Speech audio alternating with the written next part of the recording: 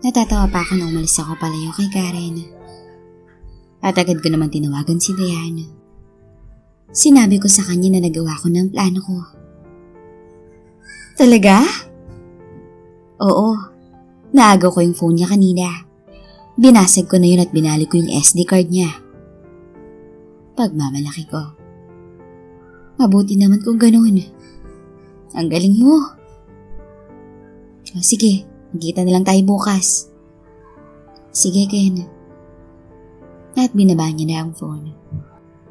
Kumakat na pa ako habang tinataha ko ang daan pa uwi sa amin. At agad naman akong bumusina sa harap ng gate namin. Ken, ganda ng kotse mo ah. Sabi ng kapitbahay namin. Sabay tawa nito.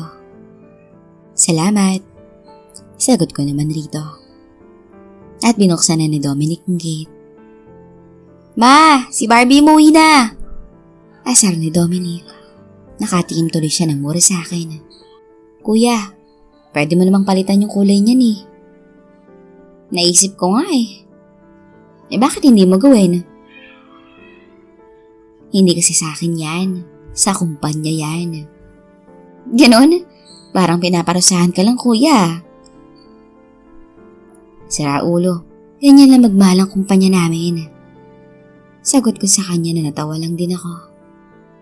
At pumasok na kami sa loob. Maya-maya lang dumating na rin yung papa ko. At naghapunan na kami. Ken, kamusta naman yung Barbie mobile mo? Meron yung papa ko sa akin. Na natatawa naman sina Mama at Dominic. Sige, tumawa lang kayo. Hindi nyo alam may aircon at CD player yan. Pagmamayabang ko sa kanila. Malamang may aircon yan kuya. Baka kasi matunaw sa init yung makeup mo. Pangasar pa ni Dominic. Ah, ganun. Hindi kita isasakay sa kotse ko makita mo. Bao! Tumahimik ka dyan, Dominic. Kenneth, bakit ka nga ba binigyan ng kotse? Tanong ng aking ina. Kasi dinedate ko ho yung amo ko. Kaya binigyan ako. Sabay-sabay silang tinignan ako. Huwag kang magbiro ng ganyan, Kenneth. Ikaw pa, kuya. Mukha ka nga taong grasa. Natatawa lang si Papa. At sabay-sabay pa silang tatlo ng salita nang marinig nila ang sinabi ko. Sinabi ko na nga ang totoo, ayaw nyo namang maniwala. Bahala kayo. Ang taong grasa magkakajowa ng mayaman? Nangyari na ba yun sa totoong buhay, ma? Tanong ni Dominic kay Mama. Oo. Kung maliligo ka araw-araw, Dominic, mangyayari at mangyayari yun. Oo nga, Dom. Maligo ka kasi araw-araw. Ma, si kuya niloloko ko. Tumahimik ka. Baluga. Biro ng aking ina. Pa! Ay, ang ingay nyo. Sabi na lang ni Papa. Nanatawa na lang ako sa kanila. Pagkatapos namin maghapunan, naupo kaming lahat sa sofa. Habang tinuturuan naman ni Mama si Dominic sa kanyang mga assignments. At nanonood naman kami ng TV ni Papa. Magkano na ba ang tinakbo ng kotse mo, Ken? Hindi ko alam pa eh. Sagot ko sa kanya. Natutok na tutok ako sa palabas sa TV. Kanino yung phone na ring ng ring? Biglang tanong ng aking ina. Nakinalabit naman ako ng papa ko. Uy Ken, yung phone mo nag-iingay sa taas. Sabi niya sa akin. Kaya naman dali-dali akong umakyat sa taas. At pumasok agad sa aking kwarto. Si Ma'am Chelo. Sabi ko nung nakita ko ang kanyang pangalan. Hello? Hi! Hi baby, napatawag ka? Wala lang. Hi miss. Bigla ko narinig na may kumausap sa kanya. Oh God. Kenneth, I'm outside of your house. Ha? Nasa labas ka? Yeah. Open the gate, please. Okay. Lalabas na ako. Hindi nagugutom si At tumakbo Twinkle naman ako pababa sa hagdanan. Hoy! Dinig ko kay Gusto niya Mama. lang talaga sa stainless Nadinema na ko yan. lang siya. At agad na lang lumabas para buksan yung gate. Nakita ko siya nakaparada ang kotse sa labas. Kaya agad ko itong nilapitan.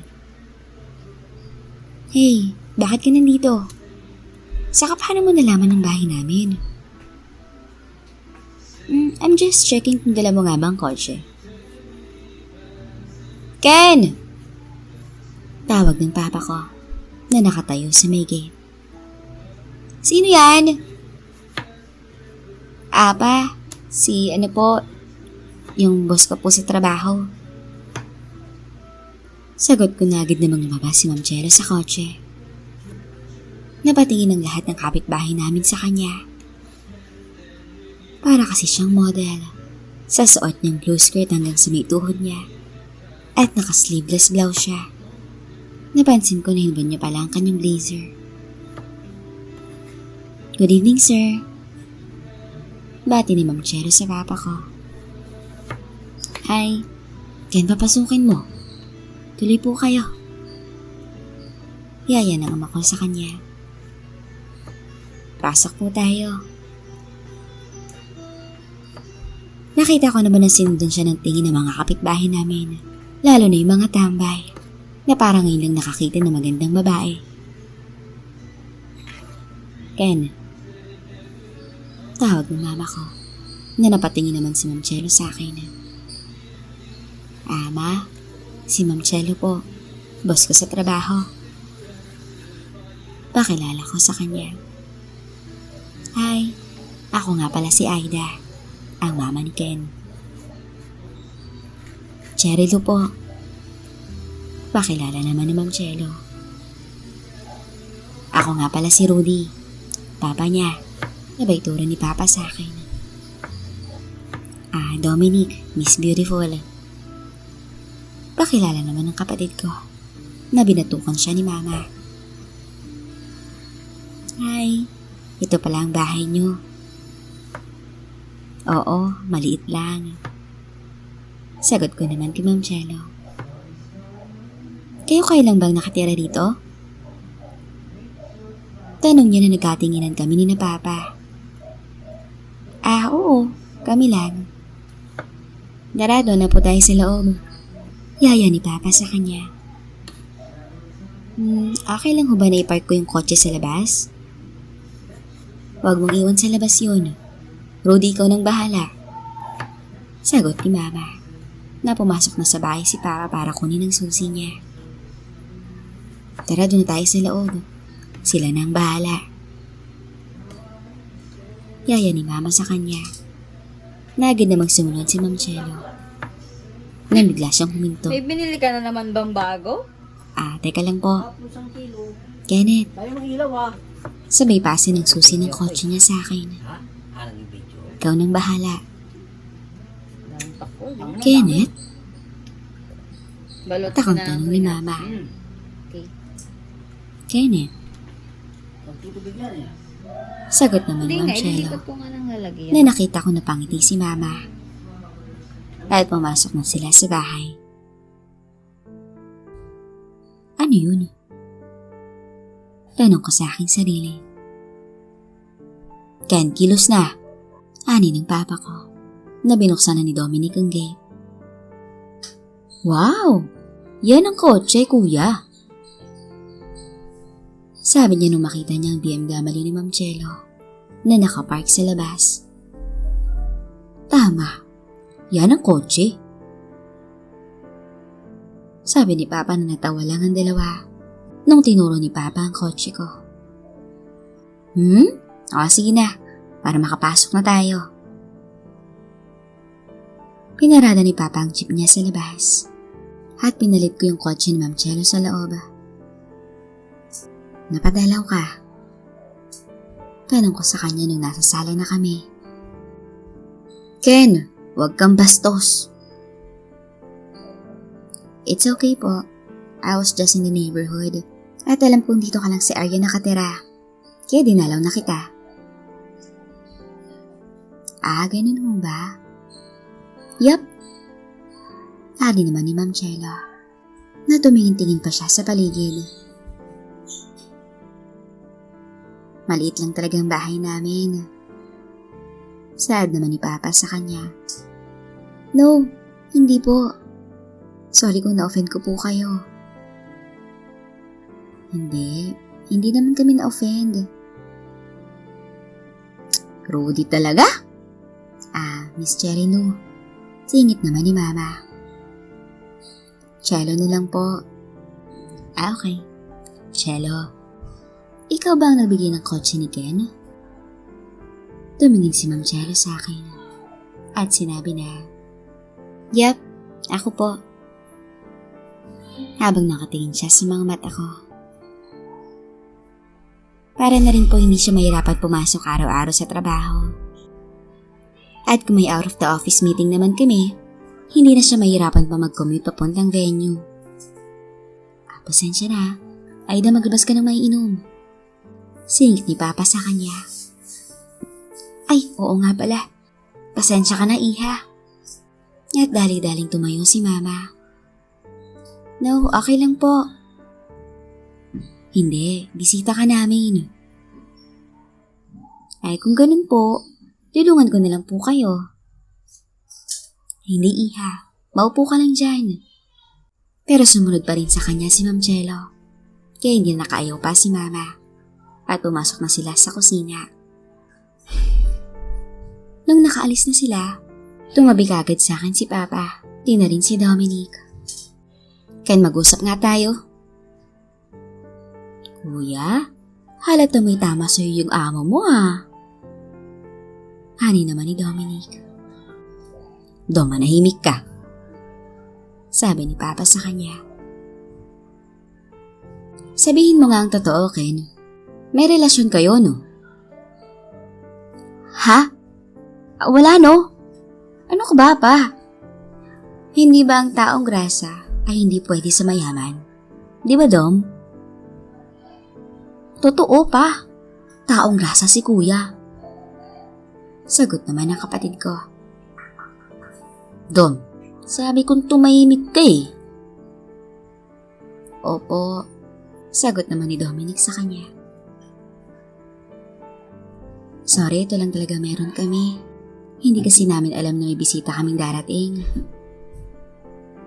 Sabi ni Mama nung lumabas sila galing sa kusina. Kenneth, kunin mo yung tray. Utos ni Ma'am Chero sa akin. Nagad naman akong tumayo at sinalubong sila. Naupo na uli kaming lahat. At nakita ko naman na panay ang tingin ni Mama kay Ma'am Chelo. Naiya tuloy ako sa kanya. Ma. Sabi ko nang umiti lang siya. Alam mo, Iha? Ano po? Parang kamukha kita nung teenager pa ako. Muntik na kami mabilao kanina, Papa. Tawa naman ng tawa si Dominic nung lumabas ilong ko yung iniinom kong juice. Ew, Ken! Sigaw ni Ma'am Chelo sa akin. Sorry, Mama naman. Pasensya ka na, ha? Ganyan talaga kami dito. Sabi naman ni Papa sa kanya. Okay lang po, nakakatuwa nga Actually, the reason why I'm here is ipagpapaalam ko si Ken sa inyo. Ha? Bakit? Saan kayo pupunta? Tanong ni Papa sa kanya. May out-of-town conference kasi kami this weekend and sa Tuesday nang balik namin. Okay, bakit hindi mo sinabi sa amin to? Tanong naman ni Mama. Napatingin ako kay Ma'am Chelo. Nakalimutan ko. Ang dami ko kasing ginagawa sa office kanina. Rason ko na lang sa kanila. Pero nakita ko sa mukha ni Papa na hindi siya naniniwala. Ganun ba? Kita mo, boss mo pa ang nagpaalam sa'yo? talaga naman, Kenneth? Ni Mama sa akin. Kenneth po ba talagang tawag mo sa kanya? Tanong ni Ma'am Cielo. Oo, lalo na pag may ginagawa tong kalokohan. Oo, talaga po? At tumingin sa akin si Ma'am Cielo. Mga ano-ano pong kalokohan, tita? Ay naku, marami. Naalala mo pa ba yung... Sa Sabado na nga pala ng umaga ang alis namin, Pa. Putol ka sa aking ina. Baka kasi ikwento pa ni Mama yung dumaan ako sa bintana. Nang madaling araw na akong umuwi, galing party. At muntik pa akong mahulog dahil sa kalasingan. Ganun ba? Okay lang naman sa amin. Basta safe lang ang biyahe nyo. Sagot naman ni Papa. Yeah, it is safe. Don't worry. I can assure you Kenneth is safe when he is with me. Pasiguro ni Ma'am Cielo sa kanila. Natumingin pa siya sa relo niya at ngumiti sa akin. Gusto mo pa ba ng juice? Tanong ng aking ina. No, it's okay na po, tita. Kailangan ko na rin po kasing umuwi. Muli siyang tumingin sa akin na napansin naman yun ng aking ama. Ganun ba? Ang bilis naman. Sagot naman ni Mama sa kanya. Sa susunod po magtatagal ako. At tumayo na si Ma'am Cielo. Kaya napatayo na rin kaming lahat. Niyaka pa siya ni Mama na nagpaalam na to sa kanya. At nagkatinginan na lang kami ni Papa doon. Nang biglang bumagsak ang malakas na ulan sa labas. Oh no! Sabi ni Ma'am Cielo nung marinig niya to. Ang lakas ng ulan Sabi ni Papa. Nasinara nila Dominic ang bintana dahil baka pumasok ang tubig sa loob. Mahirap bumiyahe pag malakas ang ulan. Ani ko sa kanya. Magstay ka nilang muna dito hanggang tumila ang ulan. Sabi ni Mama sa kanya. Natumingin naman si Ma'am Cielo sa akin. Please magstay ka na muna para sa safety mo rin. Ani ko sa kanya. At gumiti naman siya. If you guys insist, okay, I'll stay. Natuwa si Mama sa sagot niya at niyakap pa niya si Ma'am Cielo. Pa, mahinang tawag ko sa aking ama na napailing na lang to at napakamot sa ulo. Muli kaming naupo sa sofa at tinuloy pa namin ang aming kwentuhan. Pinakita pa ni Mama ang album namin ng bata pa kami at yung picture ko noon nang sumali ako sa Boy Scout. So cute! Sabi ni Ma'am Cielo nung nakita niya to. Oo, ayaw pa nga niya magpa-picture niyan pero pinilit ko. Kaya yan, tignan mo, nakasimangot. Natatawang kwento ng mama ko sa kanya. You're so cute when you're little, Kenneth. Sabi ni Ma'am Cielo sa akin. Tinignan pa nila yung mga graduation photos ko. Pati na rin yung mga kadit ko nung JS prom. She's pretty. Puri ni Cielo sa kanya. Yan si Emma. Kababata ni Ken. Oh, Emma. At tumingin siya sa akin. Nako, nasabi ko bigla sa aking sarili. Maya-maya tumunog naman ang cellphone ng aking ama. Excuse lang At pumunta siya ng kusina para doon sagutin ang tawag. Sino yun, Rudy? Tanong ni Mama nang bumalik na si Papa sa sala. Si Ronel, yung isang tanod ko. Kailangan ako sa barangay hall. Bakit? Ma'am, pasensya ka na Para sa kabakanan mo, dumito ka na lang muna sa bahay. kung okay lang sa'yo. Sabi bigla sa kanya ni Papa. Bakit ba? Baka kasi umapaw yung tubig sa imburnal. At baka tumirik ang kotse mo sa labas. Malalim pa naman pag bumaha dito sa lugar namin. Paliwanag ng Papa ko sa kanya. Okay lang po sa akin, Tito. Aida, bigyan mo na lang siya ng pantulog. Ken, ihanda mo na yung kwarto mo.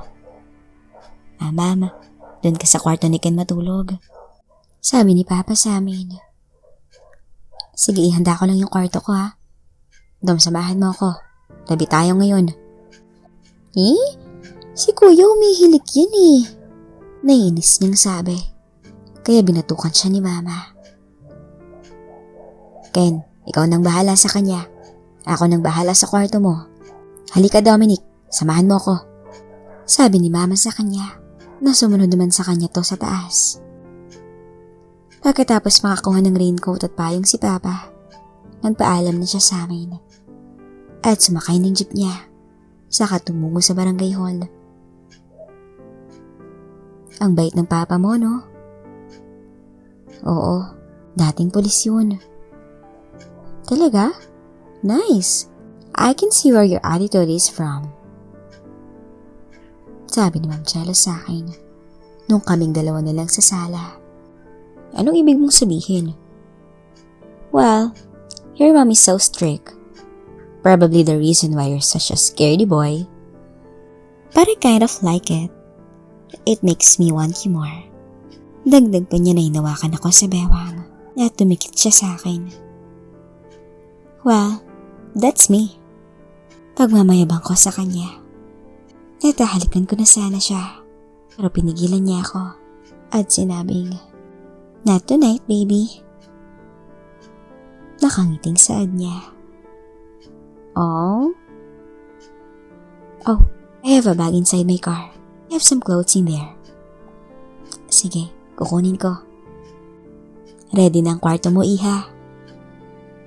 Sabi ng mama ko. Salamat po. At umakyat na kami sa taas. Dito ako matutulog sa kabilang kwarto. Hindi ko sa kanya. Ang cute ng kwarto mo. Alam kong maliit lang, pero magiging komportable ka rito. I know. Ani niya na tumingin kami pareho sa pintuan. At halikan ko na sana siya nang bigla naming marinig si Mama papalapit sa kwarto ko. Eto extra pillow kung kailangan mo. Ma, anong gagamitin ko? Sigaw ni Dominic sa kwarto niya. Tumahimik ka. Eto, Iha. Sabay abot niya kay Ma'am Chelo. Salamat po. Naabala ko pa po kayo. Wala yun, sus. Kahit anong oras pwede ka rito sa bahay. Napatingin ako bigla kay Mama. Ken, asikasuhin mo siya ha? Ani ni Mama. At lumabas na siya ng kwarto ko. Weird. Sabi ko na sinampal naman ako ng mahina ni Ma'am Chelo sa braso. Stupid. Alright, sleep well. Sabi ko sa kanya. You too. At inalikan ko siya sa labi bago pa ako lumabas ng kwarto. Nasa tapat lang ako kung may kailangan ka ha. Bring your phone. Yeah, nandito. Alright, good night. At dumating si Dominic na galing banyo.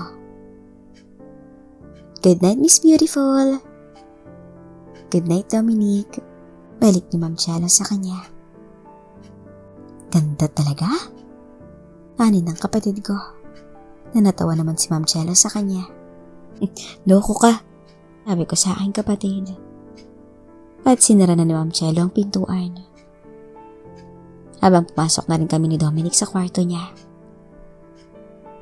Kuya, girlfriend mo ba siya?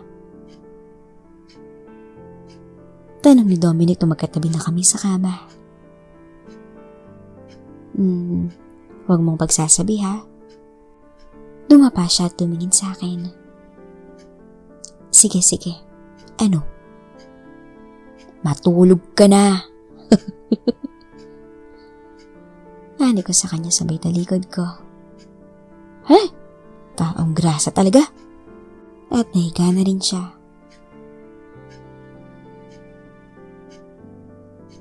Nag-vibrate ang phone ko bandang 2:00 ng madaling araw. Tinignan ko to. At nakita ko na nag-text si Ma'am Jello. May kailangan ka ba? Hindi ako makatulog. Dahil ba sa kama ko? Okay naman ang bed. Baka namabahay ka lang siguro, kaya hindi ka makatulog. Ganyan din ako minsan pag nasa bahay ako ng mga kaibigan ko. At hindi na siya ulit nag-reply. Baka nakatulog na. Nani ko sa aking sarili. Kaya muli ko nilagay yung phone ko sa gilid ng unan at natulog. Maya-may nag-text uli siya. I still can't sleep. Kaya bumangon na ako at dahang-dahang binuksan ang pintuan. Sumilip muna ako sa labas. Saka ako lumabas. At iniwan ko lang na bukas na kaunti ang kwarto ni Dominic. Saka ko naman pinihit ang doorknob ng pinto ng kwarto ko. At daang-daang binuksan ang pinto. Jello. Mahinang tawag ko sa kanya. Nung pumasok na ako sa loob at nakita ko nakahiga siya sa kama ko. Ken. Mahinang tawag naman niya sa akin. At unti-unti kong sinara ang pinto ng kwarto ko. At bigla siyang tumayo. Napansin ko na naka-long shirt pala siya. Okay ka lang ba? I'm okay. Ani niya. Habang umaani naghubog ng katawan niya sa suot niyang damit sa ilaw ng poste sa labas ng kwarto ko. Wow. Hinilangan na sabi ko. At tumingin siya sa kanyang ibaba. Oh please, close your mouth, Kenneth. Mahinang sabi niya na natawa na lang ako. Lumapit ako sa kanya. Hindi ka pa rin ba makatulog? Tanong ko. Oo. Nagkatinginan kaming dalawa. At tumingin ako sa kama. At tumingin ako pabalik sa kanya. Chel. Hinawakan niya ang aking bibig. At sinabing, shh, huwag ka na magsalita. Napangiti ako sa kanya. Naghalikan kaming dalawa. At mabilis na naglakbay ang mga kamay ko. Wow, ang ganda mo talaga. Mahinang sabi ko sa kanya habang magkadikit ang mga labi namin.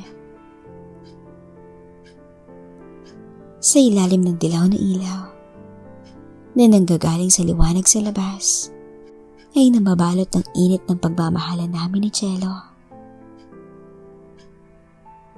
Sinusubukan namin na hindi gumawa ng ingay dahil baka marinig kami ni Mama. At ilang sandali pa, pareho na namin naabot ng langit. I love you, baby. I love you too. Sagot niya. At naghahalikan kaming dalawa habang nakadapa siya sa ibabaw ko. Nagkatinginan kami. Saan nga pala tayo pupunta sa weekend? Surprise. Sige na, sabihin mo na. Plano ko sa Baguio. Hindi pa ako nakapunta doon. Sabi ko sa kanya. Never been? Nope. May bahay kami doon. I'm sure you're going to love the place. As long as kasama ka, kahit saan mag-enjoy ako. Napangiti siya. At muling nagdampi ang aming mga labi. Nang bigla akong mapatingin sa labas. Tumila na pala ang ulan. Ani ko sa kanya. At napansin namin ang oras na mag-aalas 3:30 na ng madaling araw. Kailangan ko nang bumalik sa kwarto ni Dom. Bakit? Ang aga pa. Ayokong mahuli nila tayo. Boss kita, remember? Ani ko sa kanya. Nang umiti naman siya at sinabing, I'm the boss. So if I say you stay, you stay. Mahinang sabi niya. No can do, mama. Sagot ko na sinuntok ako ng mahina sa tiyan. Fine. Magkikita pa naman tayo mamaya. Yeah. At yumakap na siya sa akin. At hiniga ang ulo sa dibdib ko. May lumabas na ako ng kwarto. See you. At ginitian niya lang ako. Dahan-dahan kong sinara ang pinto ng kwarto ko. At tinulak ko ng dahan-dahan ang pintuan ng kwarto ni Doma. Nang biglang, Ken. Napaglingon ko. Saktong nakita ko nakatayo sa may hagdanan si Papa. Patay.